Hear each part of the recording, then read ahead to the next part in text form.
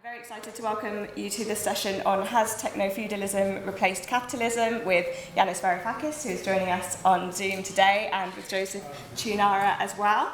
Before we get started, just wanted to highlight a couple of publications I've got here. So we've got various publications by Yanis Varoufakis, including his novel Another Now, which is very relevant to this session. And also we've got lots of publications by Choonara, including Unraveling Capitalism, that I've got here.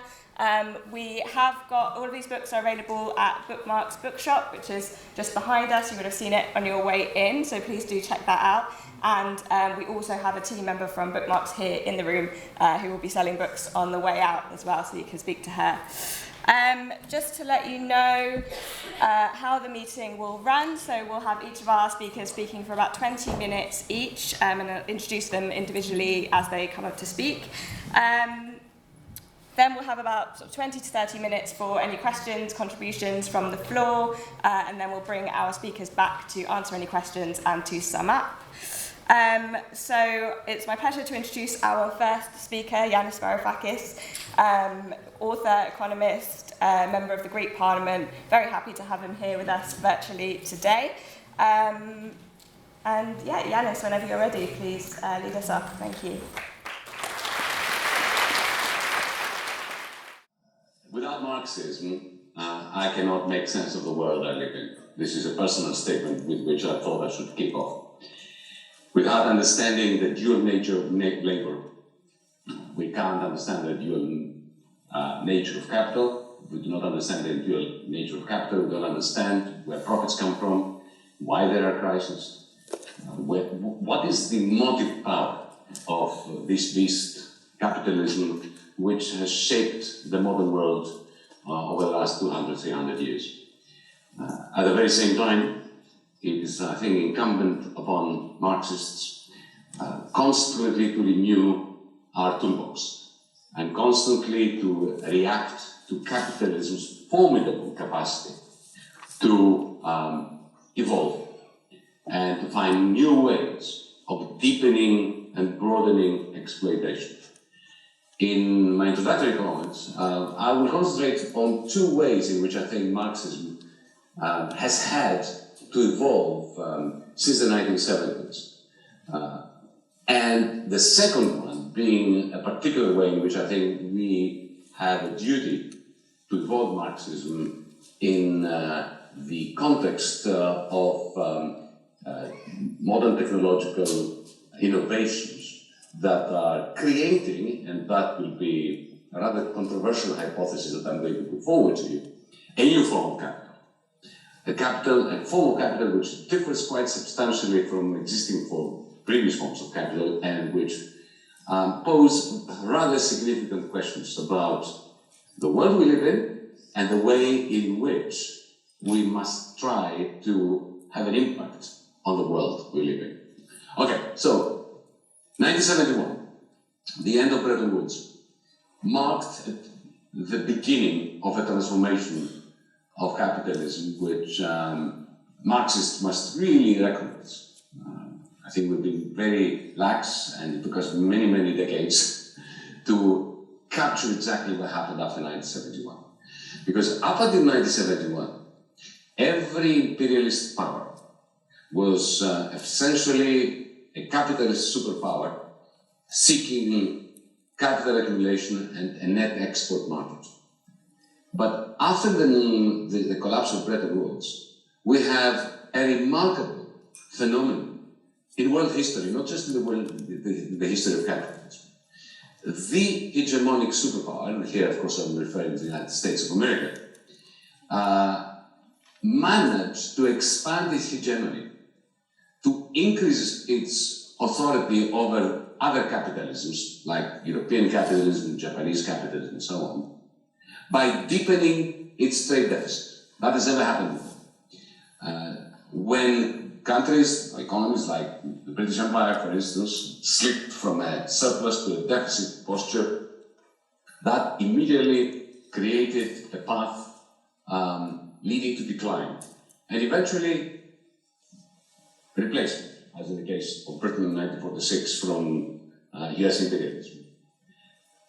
1970, just before the end of Bretton Woods, Henry Kissinger, you will all recall that fine gentleman, war criminal, but also a rather smart person, put a question to the people that he worked with at the National Security Council. That's before he became foreign minister, Secretary of State. He said to them, well, look, folks, it seems that since 1966, 67, the United States has become a deficit country.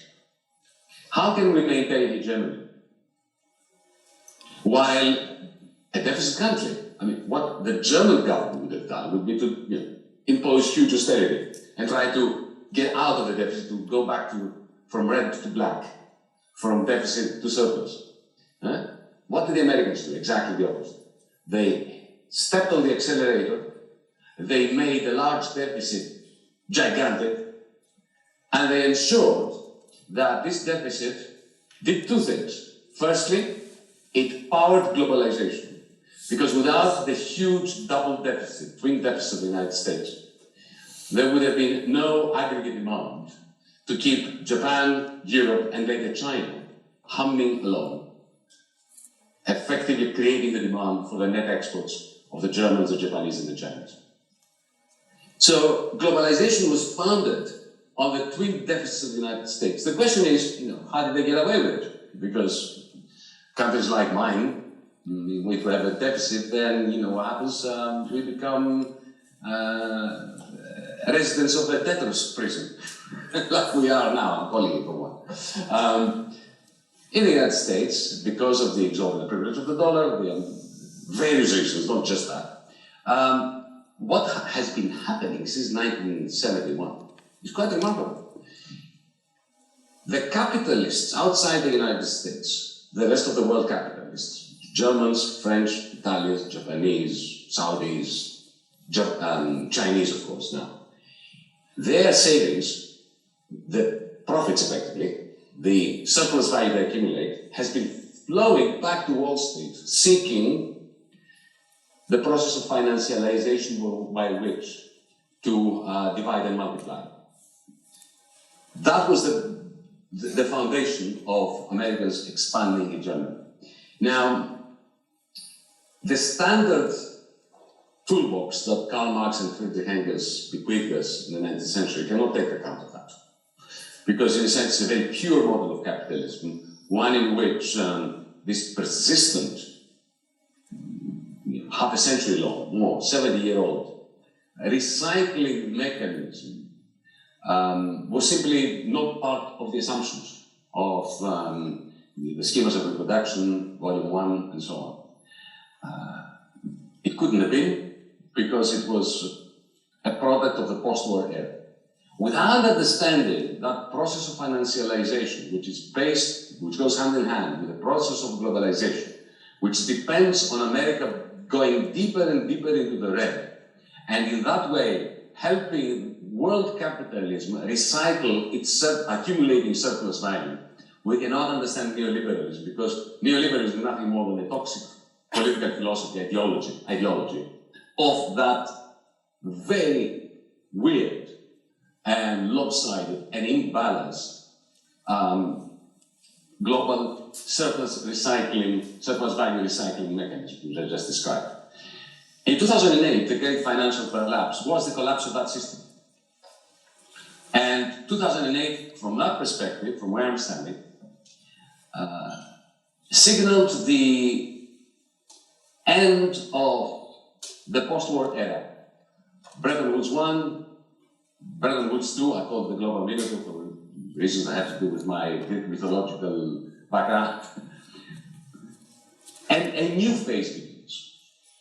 A phase which is now also causing ruptures within the global exploitative system known as capitalism.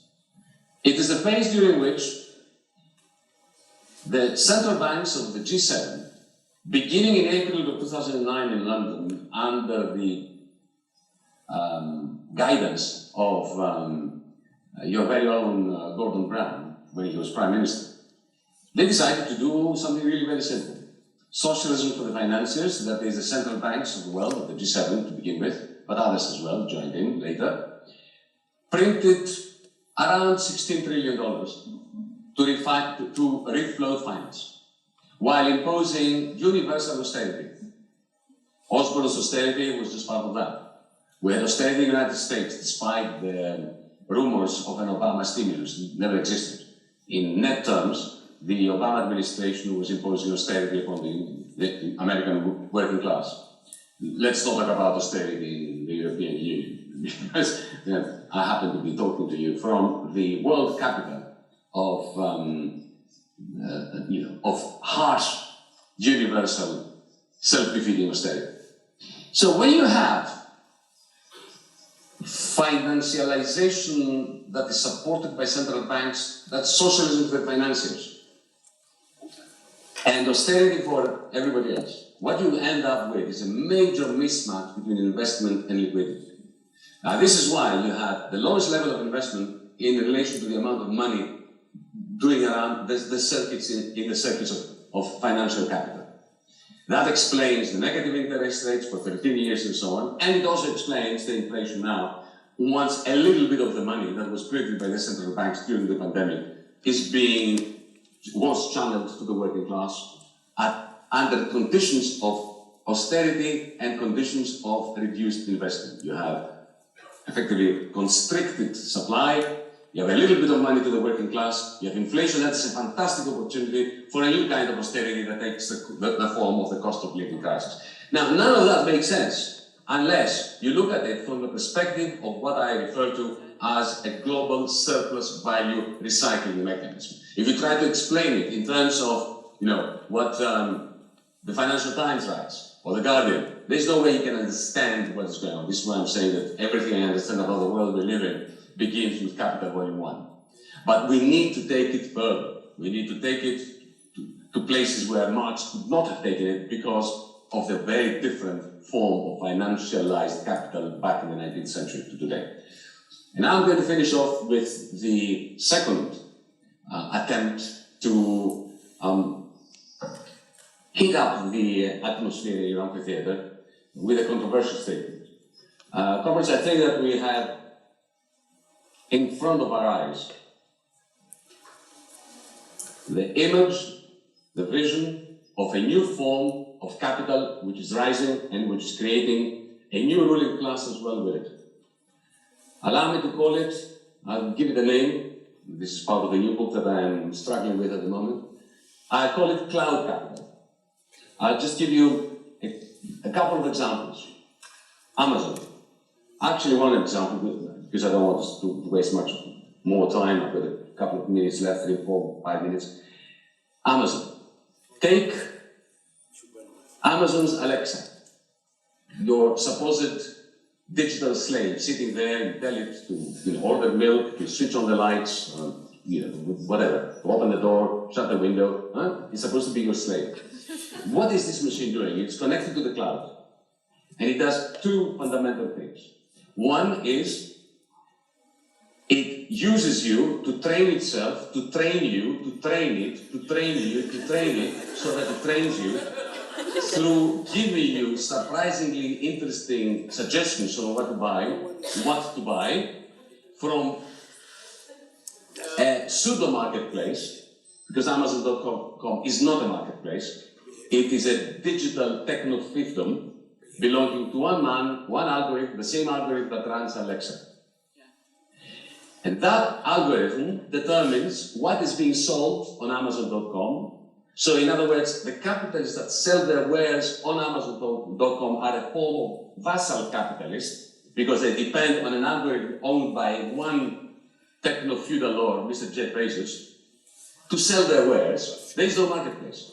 Amazon.com is not a marketplace. It's like, since it belongs to one algorithm, one person who decides what every consumer sees and what every consumer does not see. Now that's an exorbitant power that comes out directly of science fiction, with Alexa training you to train it, to train you to buy the things that that algorithm by Bezos wants. So the capitalists selling stuff on Amazon.com are vassal capitalists, while this cloud capital, which I call the algorithm, it's a kind of cloud capital. And here I'm going to finish off with my attempt to demonstrate how Marxist theory can be adapted to our day and age by saying that cloud capital has three natures. Marx taught us that conventional capital has two natures. One is a means of production, produced means of production, like a steam engine. And the other one is, of course, the capacity to command workers simply because workers do not own capital due to the asymmetric property rights over the machines and land and other means of production, right? So capital always had this twin nature. Now I believe cloud capital has three natures, and we must understand them. We're going to fight capitalism today, which I call techno-feudalism. I don't believe that capitalism is a good way of describing it anymore, but that's neither here nor there. We need to understand the triple nature of cloud capital. And this is how I end, just by briefly mentioning the three natures of cloud capital. One, it's no longer just a produced means of production. Cloud capital, think of Alexa, is a produced means of commanding consumer behavior. Don Draper, remember Don Draper in Mad Men, in the serial? He's an algorithm now, he's not a human. He's a piece of capital, cloud capital commanding consumer behavior in an automated AI way. Secondly, the second nature of cloud capital. It's a produced means of commanding labor. Because nowadays, if you're working in Amazon warehouses, your body is being run by an algorithm. You have a machine that tells you, go there, go here, counts the seconds that you've got left for your next task. This is a slave driver in the factory floor that is the same piece of cloud capital. So these are waged, exploited workers, but then there are what I call cloud serfs, the unwaged, who actually work on behalf of Amazon. You and me, whenever we train Alexa, we are providing directly capital for Amazon without even being waged. And there is a gray area of work without workers. Remember, people who are actually doing clickbait and who are actually being paid piece rates. There is a splendid chapter in volume 1 of Marx, and that explains exactly what that gray area is. And I finish off with the third nature of cloud capital, produced means of commanding capitalist behavior. This is the vassal capitalists that work for Jeff Bezos by producing stuff through a capitalist process, a traditional capitalist process, which nevertheless, the techno-feudal lord named Jeff Bezos and his algorithm are usurping, and therefore you have this vassal capitalist class that is being commanded by cloud capital. This is why I'm talking about a new capitalist class, a new ruling class, which stands above the capitalist class. I call them cloudalists, so you can call them whatever you want. These are just snippets of my way of thinking about how Marx's legacy of helping us understand the most magnificent and disgusting simultaneously productive system and distributional system in the history of humankind is being transformed through transformations of capital, through technological innovations, through changes in the global distribution and redistribution of surplus value in ways that challenge us, Marxists, to improve and to develop our Marxist analytical toolkit. Thank you very much.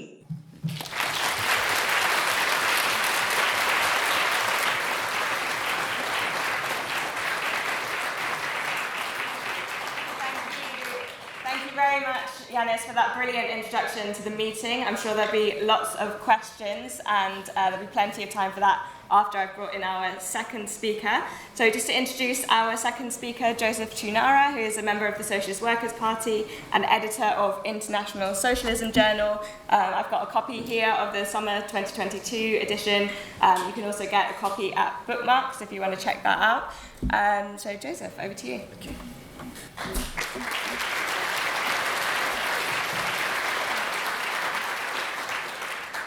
Well, first of all, let me thank Yanis for coming along today and taking part in this debate. It's a shame you can't be here in person, but we have a version of techno-Marxism going on here. I'm going to speak to what Yanis has said today, but also to a number of things he's written and interviews he's done, developing this notion of techno-feudalism. And I think it's important to start by saying that the points that Yanis raises are real issues. I think many of the observations he makes I agree with, and I absolutely endorse the challenge of developing our Marxism, updating our Marxism, and thinking anew about a world which is radically transforming before our eyes. That's always been the spirit of my Marxism. It's always been the spirit of any real creative Marxist theory. Where I disagree with Yanis, I think more in what he's written and said elsewhere than what he said today, is whether you can identify these changes with a supersession of capitalism and the emergence of a new form of feudalism. And I think this is important because it's not just Yanis arguing this, but there's a whole emerging body of writing discussing neo-feudalism, techno-feudalism, and various other names attached to it that essentially say that what we are seeing now from this combination of financialization, online platforms, cloud computing, algorithmic governance, and so on, breaks the boundaries of capitalism and brings into being a new mode of production. And I want to make 3 points in relation to that. First, I want to say something about how we should identify capitalism vis-a-vis feudalism. Secondly, I want to talk about what we're seeing in the sphere of finance, not as a supersession of capitalism, but as a symptom of a dysfunctional capitalism. I think that's a really important distinction. And thirdly, I want to try to identify how these platform capitalists fit into our understanding of capitalism. There's novel elements, but we should understand them on the terrain laid out by Marx in Capital and develop our understanding on that basis. So first of all, what do we mean by feudalism? What do we mean by capitalism? When we talk about a feudal society, we're talking about a society based upon a peasantry who often directly owned bits of the means of production, land, animals, ploughs, seed, corn, and so on, who produced and then had some of the wealth that they produce pumped out of them forcibly by a feudal landowning class through rent payments and so on and so forth, who use political mechanisms rather than the sort of blind economic compulsion to work under capitalism. It's a completely different dynamic of exploitation taking place under feudalism. We contrast that with capitalism. What do we mean when we say we're in a capitalist mode of production? I think there's 2 things that Marx makes decisive about capitalism. And this is important when we look at platform capitalism in a moment. The first is it's a form of exploitation based on wage labour. In other words, workers can only access the means of production by entering into a wage relationship with a capitalist because workers are deprived of access to the means of production by any other means. Through entering into that wage relationship, workers are exploited. In other words, they create more value than they take home in the form of the wage. There are always under capitalism large, and I would say growing, particularly in the period of neoliberalism, groups of workers who do not directly generate what Marx calls surplus value, unproductive workers in the sphere of finance, in the public sector, in a whole number of other spheres who are dependent on profit generation elsewhere for their livelihoods. So it's always combined productive and unproductive workers. But to expand, capitalism depends on pumping unpaid labour out of wage labour.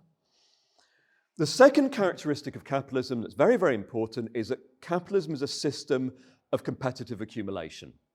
It pitches rival capitals and blocks of capitals against one another in an endless battle to accumulate greater and greater wealth in their hands, to swell to enormous size, to see off their rivals, to protect their position on markets, and to ultimately overwhelm their rivals. And out of this, you get a process of concentration, centralization of capital, in which the units of capital get bigger and bigger over time. This is the logic of capitalism.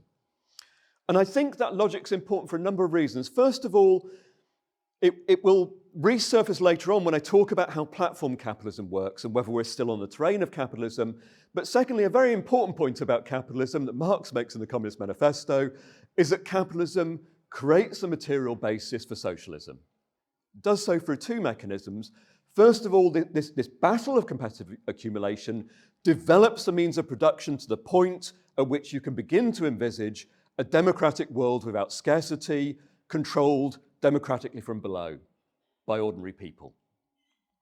Secondly, it creates on a global scale a mass of wage labourers who play a decisive role in production, who can therefore halt the wheels of profit-making, impose themselves over capital, confront the system, and inaugurate a socialist society. This is a central argument Marx makes. And I think this is important because if Yanis is right, if we're seeing a supersession of capitalism and a return to a version of feudalism, we might as well forget all this stuff about workers' struggle at the point of production, the battle for socialism. Marxism as a whole becomes less and less relevant. I think that's an overly pessimistic conclusion. And I want to illustrate that by looking at the 2 points that Yanis makes. The first is Yanis's insights into finance. And again, I agree with a lot of the description that Yanis gives. I think the starting point here is to understand capitalism is not a stable system. Capitalism is a deeply dysfunctional, crisis-prone system that goes through different phases of development. I think it's very important to talk about the end of Bretton Woods, as Yanis does, and the way in which finance has become more important in the development of capitalism, but we have to understand why that's taking place. And here I locate the shift in a long-term decline in profitability that took place in the post-war decades, really from 1947 through to the mid to late 1970s. You get this long downward trend in profitability across the major economies, the US, Britain, and elsewhere. Now, within Marx's understanding, the process that's supposed to restore the profitability of capitalism is crisis. Because what crisis does is it destroys unprofitable units of capital, it destroys bad debts, and it allows the system to obtain a new lease of life for a massive boost to profitability. The problem is, by the 1970s, you've had this process of concentration and centralization of capital to create these enormous units of capital which are deeply intertwined with the state, increasingly intertwined with the financial system, and the failure of these giant capitalist firms poses a systemic risk to capitalism itself. What you get increasingly from the 1970s is intervention, first of all, direct interventions by states in the economy, latterly, much more important, direct interventions by states and central banks in the economy to bail out the system, to keep the system growing. And one of the key mechanisms for this has been to make the capitalist system far more dependent on the expansion of credit to fuel its continued growth. So credit and finance have grown as part of this process of dysfunctionality. So what you've seen since the 1990s is a whole series of bubbles that have sustained the capitalist economy, and underlying them, this mega bubble of credit, which Yanis talked about, part of which is what's gone on in America with massive deficits and refinancing of purchasing power in America through the recycling of surpluses elsewhere in the system. This isn't a break with the capitalist logic, it's a sign of the dysfunctionality of the capitalist logic today. And very importantly, since 2008, 2009, which I agree is a major turning point, I think two things have happened. First of all, this logic of debt-dependent growth has become much more generalized across the system. We look at the global south, we look at economies like China, far more dependent on credit expansion today, because this crisis of profitability has generalized. Secondly, a new pattern has been established in which crises erupt, states and central banks intervene through ultra-low and sometimes negative interest rates, and central banks engage in this process of quantitative easing, of printing money, of flooding the financial system with money in order to drive the economy out of crisis. And this is driving further asset price bubbles. If you look at what's happening in the crypto sector at the moment, very clear signs of bubbles emerging and bubbles bursting. But this is not the first time you've seen a detachment of the financial sector from the real economy. This is what happened in 1929. It's what happened in 2000, 2001 in the dot-com bubble. It's a repeated feature of capitalist dysfunctionality and crisis. So I think we should be very careful about seeing this with a break with a capitalist logic. We don't see capitalism as a fundamentally healthy and stable system. This is a symptom of the extreme dysfunctionality of modern day capitalism. And it's why the current crisis, by the way, is so threatening to the ruling class, because now you have a crisis of profitability and an inflationary crisis. And according to the neoliberal dogma, the way you get this under control is by raising interest rates, by cutting the monetary supply and so on. That risks causing this mega bubble of credit to collapse, plunging the economy into slump. It's a hugely problematic moment in the history of capitalism. The second dimension here that I want to talk about is what happens in the platform economy. And the platform economy, or the cloud economy, whatever you want to call it, is this sphere of the economy dominated by Amazon, Google, Facebook, and so on.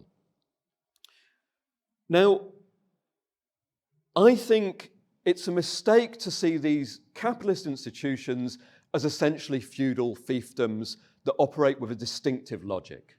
I think we have to understand the functioning of platform capital as a distinct form of capitalism, but nonetheless a form of capitalism.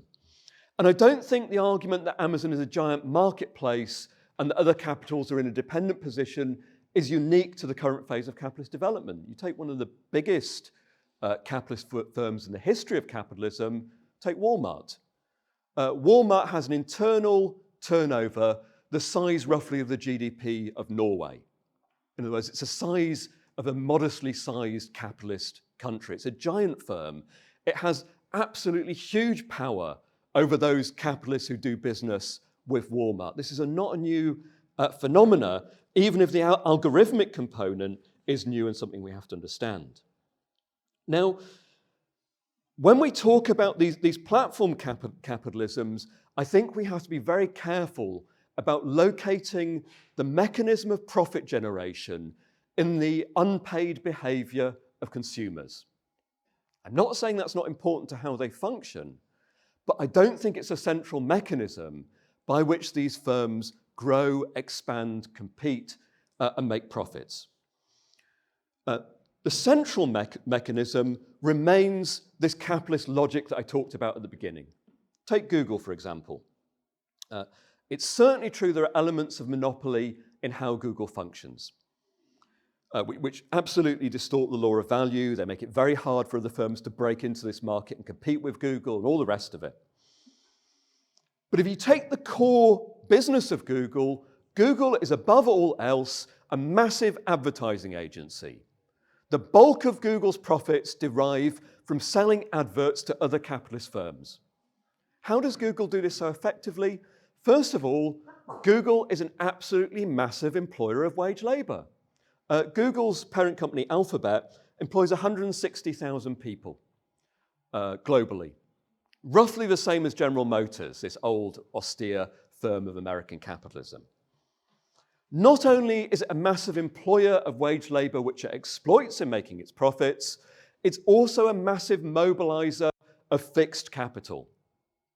In fact, Alphabet controls something like $150 billion in fixed capital assets, 3 times as much as General Motors. It's actually much more capital intensive than an old-fashioned auto firm. And I think we have to understand the success of Google, Amazon, and so on, above all else, as being very effective capitalist firms, mobilizing capital, exploiting workers, and pumping profits out of them, for all the distinctiveness of those forms of capitalism. Yeah, thank you. Now, that's not to say that they're not engaged in oligopolistic competition, in other words, competition between giant capitalist firms that takes place, but it's not true that these are pure monopolies just living off rents. You take Google, for example, if you look at its main sphere of business, of advertising, its global share of advertising is falling, from about 31% of global revenues in 2016 to about 27.5% in 2020. If you look at its competitors, its rival firms like Facebook, Alibaba in China, and so on. In other words, this process of inter-capitalist competition continues in the sphere of the platform economy. So there's no great mystery at work here. Of course, there are distinctive features of platform capitalism, but what they're really doing is reproducing on a higher and higher level this logic of capitalism, this very dysfunctional, exploitative, competitive logic. And it even applies to what happens inside the workplace. Yes, it's absolutely barbaric that if you work in an Amazon fulfillment center, and can we just pause to recognize how Orwellian the term fulfillment center is in this context? You wear a computer console around your neck and you're monitored and so on and so forth.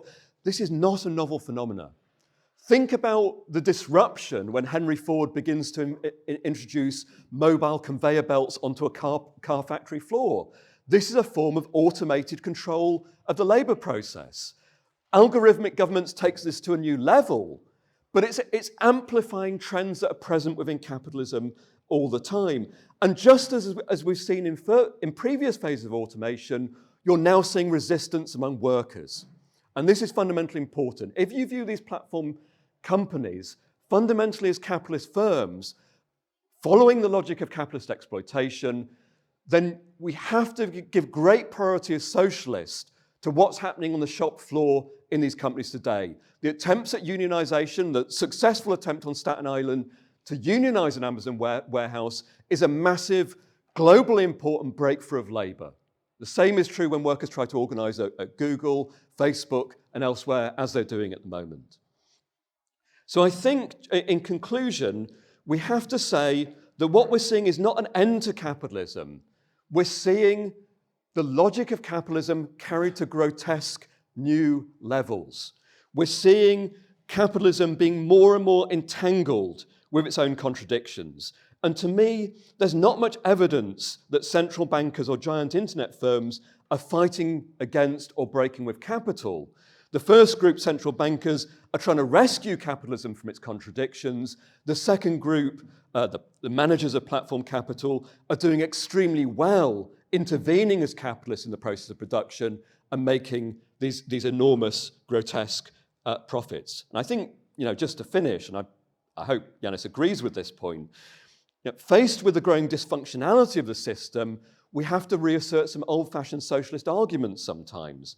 For all that's changed, we have to assert the basic socialist logic that what you see on a global scale now is 1.7 billion wage laborers, far more than ever existed in the prior history of capitalism, confronting 2,000 billionaires who control more wealth than 60% of the world's population. In a very real way, the changes to capitalism over the last decades have massively simplified the task of socialism.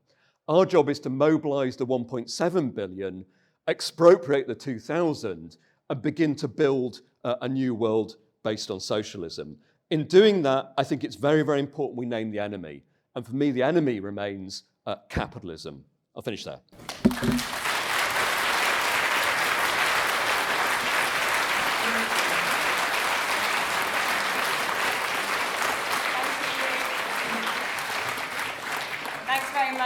Joseph, another brilliant introduction, and I think both speakers have given us a lot to digest.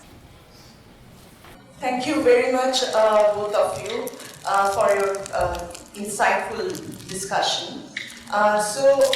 During COVID-19 lockdown period, all our lives became very dependent on digital platforms or digitalization throughout the world. My country of origin is India. So we are writing a book on COVID-19 lockdown period. There we have devoted a chapter on digital divide throughout the world and specifically what happened in India. So the students, starting from the school level, its primary level, to the university level, there was a huge digital divide was exposed. These kind of companies, Google and the other companies, what you mentioned, they are really brutal in nature. They haven't invested a single unit of money to gap this huge breach, means to gap this huge gap. So how will you tackle and how will you suggest or advise us to tackle this problem, huge problem? Thank you.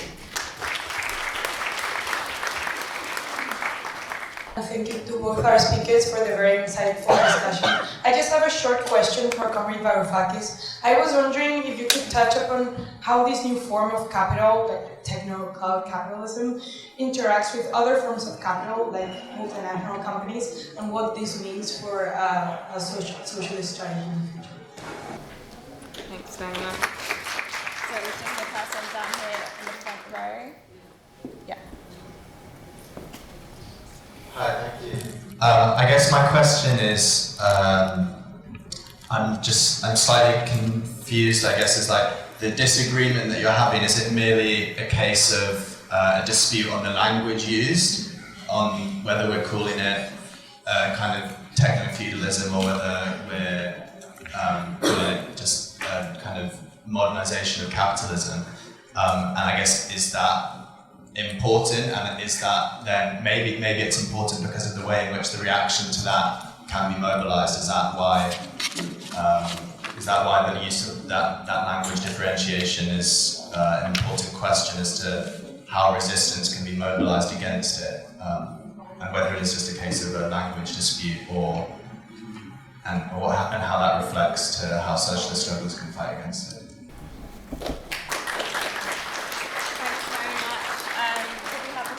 Here in the second row, followed by the person behind them. Thank you both of you for your interesting talks.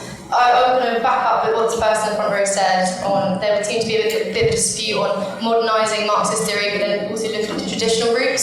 So we help with that to be married together in some way. And also, I was going to say that algorithms are increasingly based on AI technology. And AI technology is something which even the people creating AI don't fully understand yet. So how can we as individuals who don't involve ourselves in AI fully, wish to topple AI systems which not even society understands? How can we do that? It's not too idealistic, it's not too quixotic. That's what my question would be. Thank you. Thanks very much. If you could just pass the mic behind me. Oh, sorry.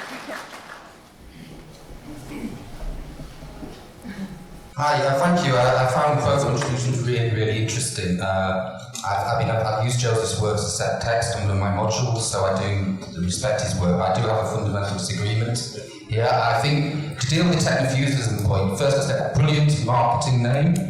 Everybody in this room will buy it because we know it's about capitalism, but other people outside this room will buy it because feudalism is a really old system, it's really exploited over decades, and has watched Game of Thrones. So I think that listening to what Yanis writes, my suspicion is this is not about feudalism, but he knows he has a book to sell, and that is not a criticism. You have to get the message out there.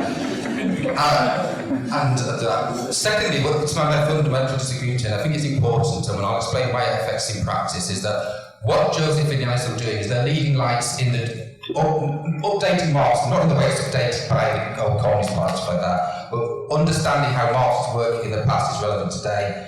And one of the things I think that's important to think about is the idea of surplus value, how it's generated, where it is. It's not profit. Profit is an accounting principle.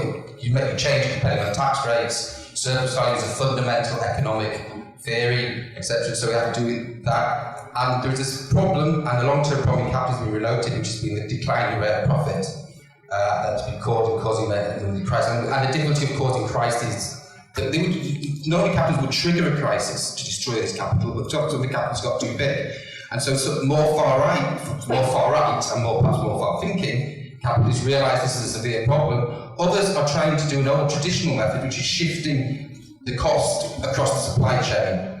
But we don't think of capitalists as firms, we think of capital as control of capital, and a supply chain is the integrated form of capital. And if you just shift the profit from the cost from Google to my mate who sells flowers online, then actually you're not actually dealing the price of profitability, because the supply chain still has exactly the same price of profitability. So that's why it's really important to understand. You have to understand who the capitalists are. They are not people like Victoria mill owners. They are often dispersed. They often don't own the companies. They control the companies. The shares are owned by pension funds. And finally, why does this affect us? Well, I'll tell you simply. If we don't understand where surplus value is generated, if we don't understand the theory of labour value, it causes problems. I'm a member of UCU. We've been in dispute for years now. Constantly in meetings, I'm having to tell people who are researchers who tell me, including members of the Socialist Workers' Party, if they strike, the only person, and they do strike, they don't put the line, the only person it affects is them because their research doesn't generate profits for the company. Bullshit. Labour's Marxist labour theory of value tells us if you're being paid by a company, they are profiting off you. In fact, researchers generate more profit for universities because when I strike as a teacher, they still get the paid. They save my wages and they still get the fees. And if we don't have this understanding of modern capitalism, if we don't have understanding of structural capital, we have this situation where some workers don't believe they have power, and it affects the way they're doing it. And that's been a really, really fundamental reason why this work is so important, even if it's slightly wrong at the moment.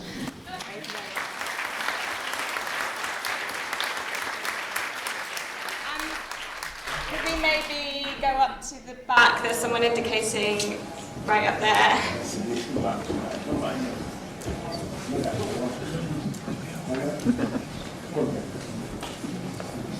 Thank you. I have a quick question for Yanis. Should I or should I not stop instructing Alexa? Very important question. I need you to repeat that. I didn't hear you. Should you or should you not? Get Alexa to buy your books.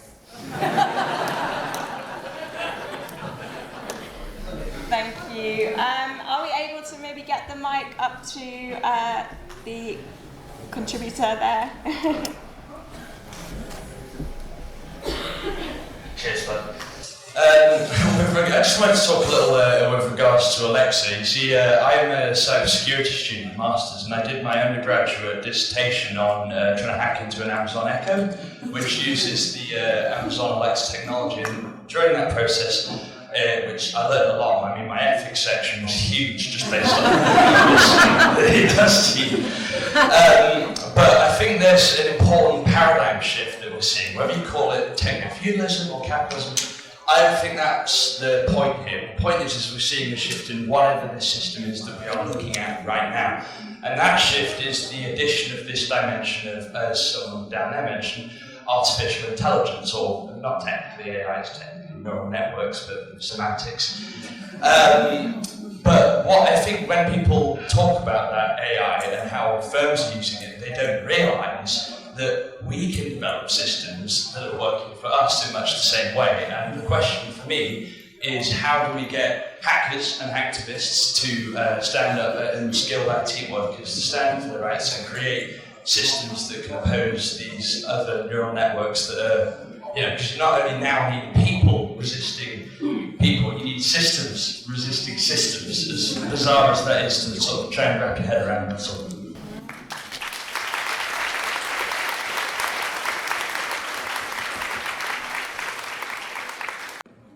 Just to say thank you to both speakers. It was to do with the point you were making about the kind of break with capitalism and whether it's feudalism or not. I think in some ways the question is more whether we've actually broken with feudalism completely. And I think that there was a lot of interesting work, for example, done in the 20s and 30s in Japan about whether Meiji Restoration would be bourgeois or whether it was still a kind of semi-feudal society. And I think that kind of work is still very interesting. Although part of the problem with that, I guess, in relation to kind of the flows of kind of global capital is that a lot of it comes back to a lot of work like Palantis and people are doing in looking at the individual state, the terrain of the state.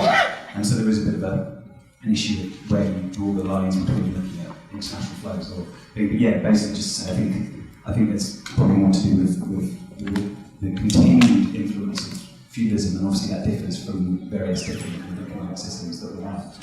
Rather than just seeing it sort of, we've gone through capitalism and never turned, we never actually left a lot of these forms of feudalism behind.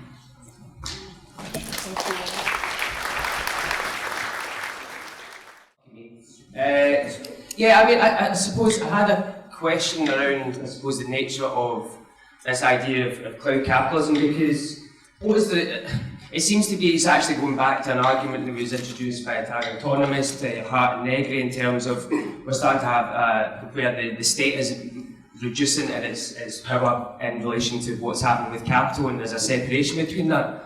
Because I find that's quite contradictory to the situation which we're in, which is actually we're finding that the state is reasserting itself, the capitalist state is reasserting itself, whether it be in Ukraine, whether it be the Chinese government introducing and using their debt and their financialisation to actually increase their power across the world, or whether it be America continue to assert their dominance. So I'm quite interested to understand what this actual separation is, because actually a lot of the companies are also mired into it, and actually doesn't seem to me that it's separating itself in a way that is actually developing a new form of capitalism, but actually it's just the dynamism of capitalism changing and being innovative as the type of mode of production that it is.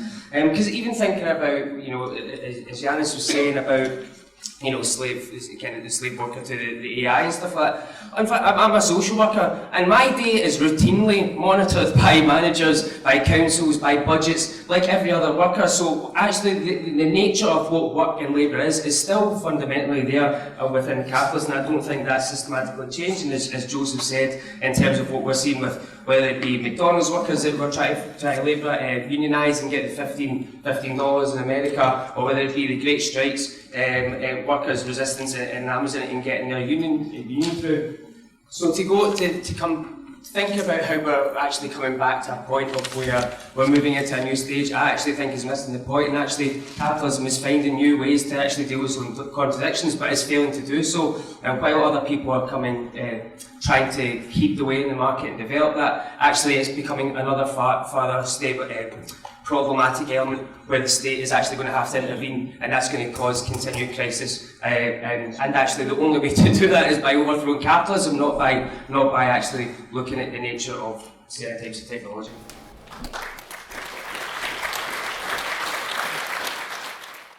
So Yanis, would you like to start us off? Well, thank you. So many questions, so many interesting angles to pursue. Let me be clear. I don't care about terms. I do not care about semantics. If it was simply a question of calling it hyper-capitalism or platform capitalism, it wouldn't matter. We can call it whatever you want. The theoretical question from a Marxist perspective is this. Has there been some profound, fundamental transformation that renders the exploitative system that we live in qualitatively different from that which we have been calling capitalism? That is the question. And also, what does this mean in terms of what we do? So let me be clear, Joseph, about one thing. Like you, I believe that Marxism and the class struggle is today more relevant than ever. And I believe that because I think that there is a qualitative shift which allows me to claim that now we have something that has gone qualitatively beyond capitalism. Now, what is that something? Well, you mentioned it, and thanks for this. The transition from feudalism to capitalism meant that all the exploitation and value creation that used to take place outside markets, in fiefs, peasants working the land, that was the market. There was no labor market, they were not selling their labor. The sheriff would come and collect the lord's or the baron's share of the harvest. That was a political, extra-market, exploitative process. It is true that capitalism was this magnificent system because it funneled, it pushed all exploitation and value creation into some market, whether it was the labor market, the money market. I believe that the labor theory of value completely stands with all its analysis. All value comes from labor, but not all value anymore, or surplus value for that matter, comes from waged labor. This is where things have changed. You mentioned, and I'm glad you did, you drew the example, the comparison between Walmart, which is a grand monopoly that has shut down so many supermarkets, small shops all over the United States, and megaliths. with Amazon. Well, that's very useful to me, this comparison, because Walmart is a monopolist. Amazon is not a monopolist. The algorithm of Amazon allows the individualization of every customer, the complete separation of one customer from the other. Walmart cannot do that. Walmart has power, market power over consumers, because it has caused the shutting down of all shops in its area. In the shadow of Walmart, no other small company exists. But consumers are still a mass that enter Walmart. I mean, potentially they could even form a consumers association. That is not possible on Amazon, because you have this individualization. That's point number one. The second one, which is absolutely crucial, Joseph, and the rest of your comrades. We now have, you mentioned 1.7, 1.9 billion wage workers, wage laborers. That's correct. But we have another 2, 3, 4, 5, 6 billion people who, for the first time in the history of capitalism, call it that, produce capital directly, not through some market. So when you have, video game players, when you have you and me walking down the street, holding our phone, giving Google Maps information which builds up its cloud capital. This is direct capital production that had never happened before. Up until this technological revolution, capital was the result of what was left of the surplus value that was produced through some labor market. That is no longer the case. You mentioned another comparison, which I think is also very apt. You compared Google with General Motors. Well, let me share a number with you, or a couple of numbers. General Motors has traditionally paid more than 84% of its total revenues to wages. 84%. Facebook and Google never pay more than 1% of their revenue to wages. We are dialecticians. Such quantitative differences must imply some kind of qualitative difference. So, in the end, I'm going back to the point I'm making, that it really doesn't matter what we call it. If you want to call it hyper-capitalism, I am not of the school of thought like Mariana Mazzucato and others who talk about neo-feudalism because they don't want to talk about capitalism. I talk about the triumph of capital. For me, cloud capital is the apotheosis of the triumph of capital. But this apotheosis has created a new total exploitation that didn't exist before. Now you can be exploited whether you are a wage laborer or not. And increasingly, huge quantities of surplus value are being generated by people who are not waged at all. I'm not talking about precariously employed, I'm talking about people who are not waged at all. If you add to this the role of central bank money, now Joseph, you're completely right. We're Marxists, right? Capitalism is an unstable system. It produces crises in the same way that it produces iPhones. Since the very beginning, or steam engines, back in the era of James Watt, right? That has always been the case. And the state has always intervened to save capital. The central bank, the Bank of England, the governments and so on, we know.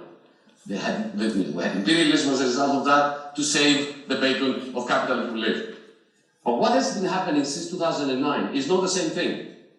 What has been happening, and you can see that the Bank of England has a huge problem, the European Central Bank an even greater problem as a result of that, is central bank money has been produced in such huge quantities after 2008 that it has replaced profit as the fuel that drives the exploitation machine.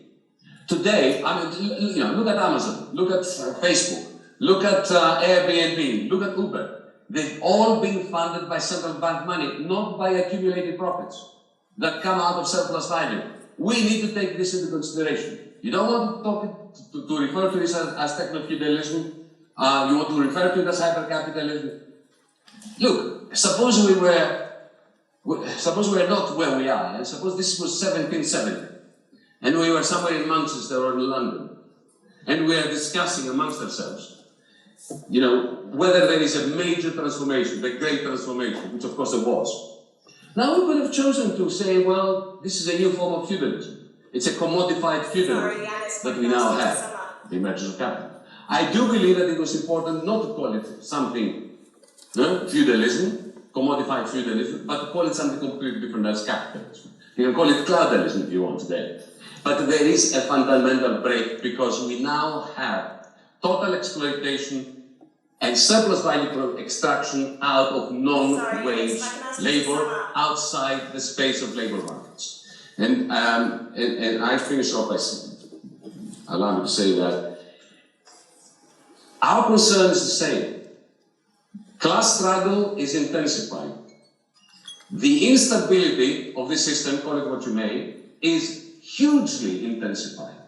Because this cloud capital is creating a remarkable new wealth for the ruling class and remarkable reductions in aggregate demand and therefore capacity of the system to reproduce itself on the other hand. And it also, from a libertarian point of view, libertarian in the Rosa Luxemburg sense, libertarian, it makes personal autonomy impossible when you've got Alexa training you to train it, train you to do stuff. So it is for the purposes of guiding collective action that I believe it is important to acknowledge that this is not yet another phase of good old capitalism, and this is something different which I call techno-feudalism. And why am I referring to feudalism? I'm referring to feudalism because we have the creation of new classes, new vassal capitalists, a new surplus value producers who are not even receiving a small wage. Thank you.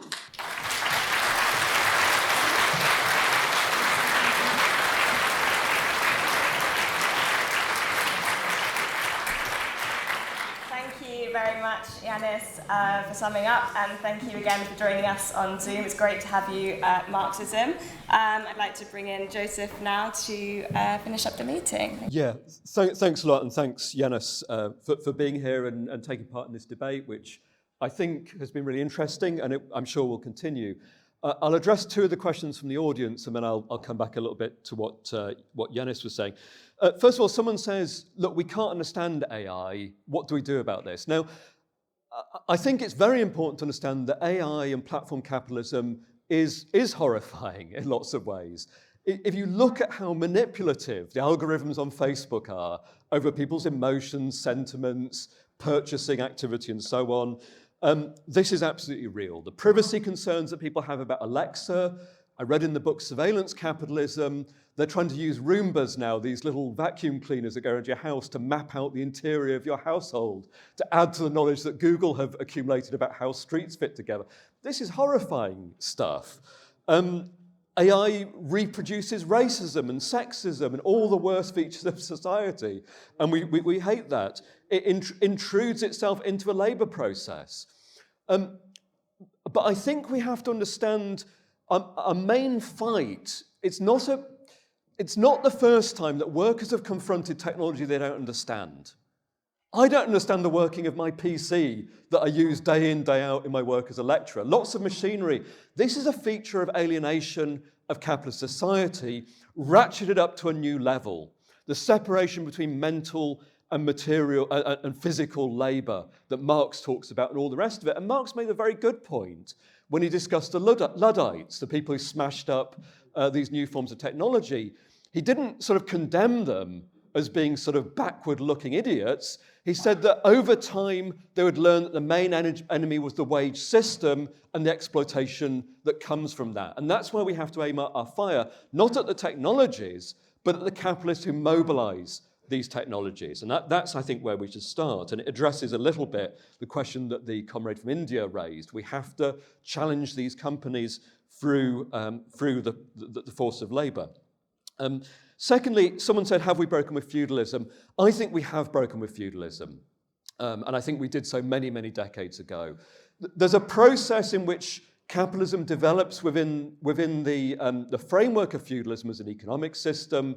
At a certain point, a decisive political confrontation is required through revolutionary transformation. First, the Dutch Revolt, the English Revolution, the French Revolution, the American War of Independence. Later, things like the Meiji Restoration, the reorganization of Prussian society and so on, the revolutions from above. and later a much more fragmentary process of revolutionary transformation. All of these processes transform the feudal state into a state that sees its priority as creating a framework for capitalist accumulation. That process on a global scale has long since been complete. And the problem is capitalism as an economic system doesn't tolerate other economic systems to develop within its niches. It's not that kind of system. So I think we do live in a fundamentally capitalist world. Now, it brings me to the final point I want to make, which is about, is this just a dispute about language? At one level it is, and it's great branding to talk about neo-feudalism, as someone said from the floor. I agree with that. But it's more than just about language. It's a fundamental discussion about what kind of transformation of society we have seen. Are we seeing something akin to the development of mass production industries in the post-war period, or the shift from the first industrial revolution to the second at the end of the 19th century? Or are we seeing something as fundamental as a shift from feudalism to capitalism? I think it's the first kind of change. And it has implications, because when Yanis says not all value comes from wage labour today, I say two things. First of all, under capitalism, not all surplus value has come from wage labour is a historical proposition as well. Slavery played a very important role in the early history of capitalism. There's lots of forms of theft and plunder that have always accompanied capitalism. So it's not a system that's purely dependent on wage labour. But has the dominant form of value extraction ceased to be wage labour and become the activity of consumers on the internet? And that's where we fundamentally disagree.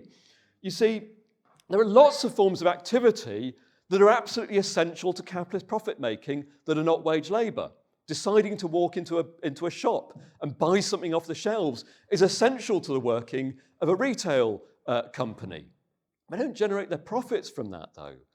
I don't think we should associate these forms of behaviour, and this is a very fashionable idea, it's known as prosumerism, as generative of surplus value. The fundamental source of this surplus value remains exploitation of labour.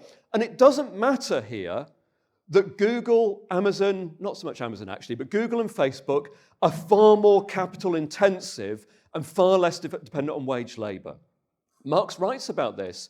He writes about how the expulsion of wage labour from the sphere of production in relative terms heightens the contradictions of capitalism. It contributes to a falling rate of profitability. That's what these giant firms are doing. They're expelling living labour, replacing it with dead labour by intervening in a process of production as good old-fashioned, or bad old-fashioned, I think I'd prefer to say, capitalists. They intervene in production to mobilise fixed capital, hire wage labour, and so on. And often this is done in extremely exploitative conditions. Look at the conditions in these Amazon warehouses. Giant concentrations of capital and labour that are ripe for organising, ripe for resistance, and ripe for a socialist struggle at the point of production. And the problem is, if Yanis is right, and I'm wrong, it has strategic implications. We can no longer talk about a socialism based on workers' struggles centrally at the point of production. It's no longer central to our strategy. We have to go and organise consumers, or people who use Google, or people who use Facebook. They become central to the strategy of socialism. I'm not saying we don't want to organise every single person who faces oppression in capitalist society. I'm not saying we don't want those people to fight. But at the centre of our strategy has to be these giant accumulations of labour at the heart of the capitalist system. And for me, that's a fundamental disagreement. It's a strategic disagreement about whether that remains the fundamental priority of socialists. Thank you.